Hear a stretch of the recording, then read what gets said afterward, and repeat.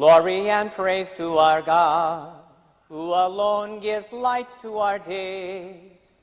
Many are the blessings he bears to those who trust in his ways. I have to admit, I'm a little distracted right now, and I'm kind of finding it hard to concentrate on preaching and presiding at this Mass. Because you see, on the way down here today from Green Bay, I heard on the radio that last night the winning Powerball ticket was picked, and that someone now is going to get $478 million. It occurred to me at that time that earlier in the week I bought the winning tickets. They said the person has not come forward yet to claim the lottery prize. This is the winning ticket. I'm telling you right now. Did anybody else win the lottery? Now I'm even more excited. This is the winning ticket. Now I don't care if right on the ticket itself it says I have a 1 in 292 million chance of winning the lottery. I don't care if odds makers say it'll be easier for me to be a movie star than to win the lottery. After all, the odds, they say, for that is 1 to 1,000,000. I don't care if they say it's easier that I will be elected President of the United States in November. Odds makers say that's a 1 in 10 million chance of being elected president. No, I'm telling you right now, this is the winning ticket. Now, I can see you kind of looking at me, saying, oh my gosh, has it been that many years, Father Dan, since we last saw you? That dementia is setting in? That you've gone crazy, gone off the edge? But I'm going to tell you something that's even more crazy. How many of us will place more trust and have more faith that we're going to find our happiness, our fulfillment in life, and a meaning that matters in life by buying and winning the lottery, then we're willing to place that same trust in Jesus Christ as the promise of our happiness, the promise of our fulfillment, and the meaning that is going to matter in our lives. After all, that's what's going on in that gospel today. We hear of a good farmer, and he's obviously having beautiful weather, and there's a great harvest. And as he's harvesting the grain into the bins and into the barns, he has a grateful heart. And he's very happy. He feels very fulfilled as a farmer. And he feels that the meaning that matters is being enriched by the great harvest. But then he starts to think, you know, if I had more bins and if I had more barns, then I'll be even happier. Then I'll be even more fulfilled. Then I'm going to have a greater meaning that matters in life. And so slowly, the gratitude turns to greed. And he builds all of these bins, he builds all of these barns and fills the bins and the barns with grain. And as he's looking at that saying, how happy I will be, how fulfilled I will be, the great meaning in life that I will have, all of a sudden, boom! He has a heart attack and he dies. And then in that moment, he begins to remember the words of Jesus. Make sure that you don't give in to greed. Because though one might be rich in possessions, they are not rich in what matters to God.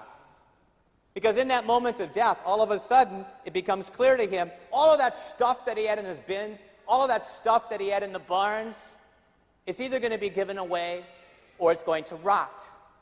In the face of death, as he's looking at Jesus Christ, he begins to realize there is only one possession in life that makes you rich. There's only one possession in life that matters to God. That in the face of death, Jesus, who had given him abundant life here upon the earth, now promises him everlasting life in heaven.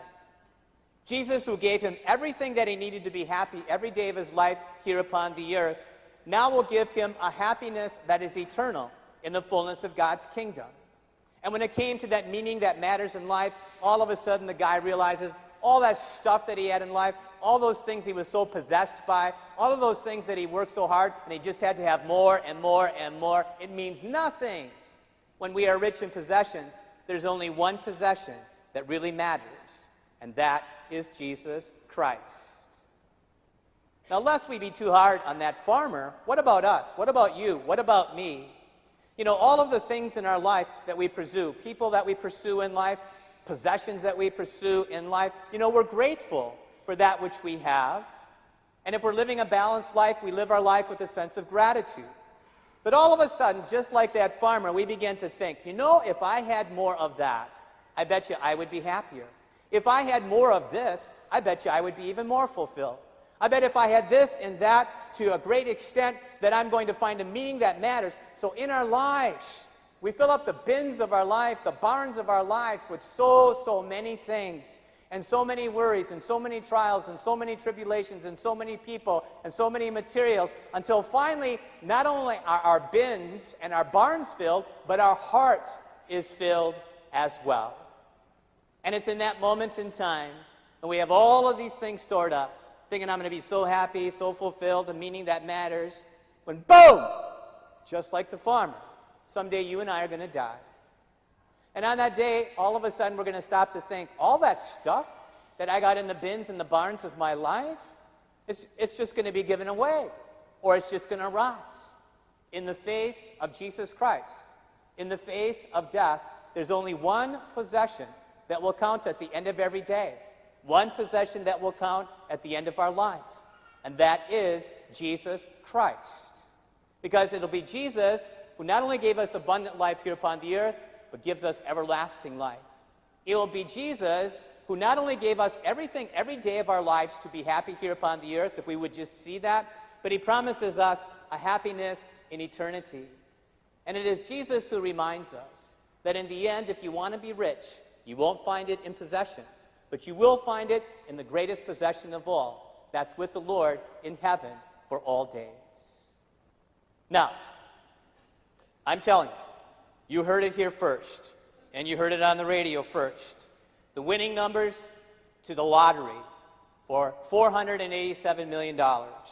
04, 12, 20, 43, 61, Powerball 25. I will bear the burden of having to deal with that $487 million, or whatever it is.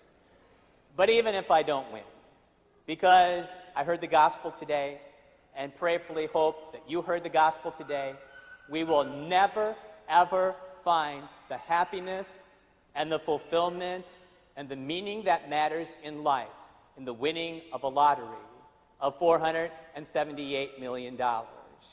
Though we may be rich in this possession, ultimately we will realize that the greatest richness and the greatest possession when it comes to happiness, fulfillment, and the meaning that matters in life is the kingdom ticket that Jesus Christ purchased for us with the blood of the cross. It is a ticket that will always be a winner. It is a ticket that is always, always victorious. Do not place your trust in the possessions of the earth.